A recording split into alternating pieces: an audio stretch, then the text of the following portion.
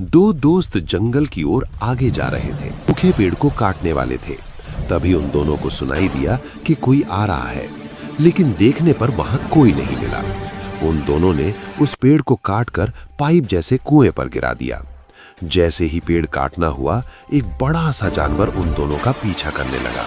वो दोनों पाइप के अंदर से भागते हुए बाहर एक कुएं में गिर गए।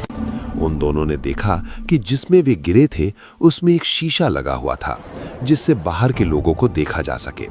वे ऊपर से गिरे थे, लेकिन वो जानवर उन दोनों को देखकर कुछ न कर सका और वहां से निकल गया।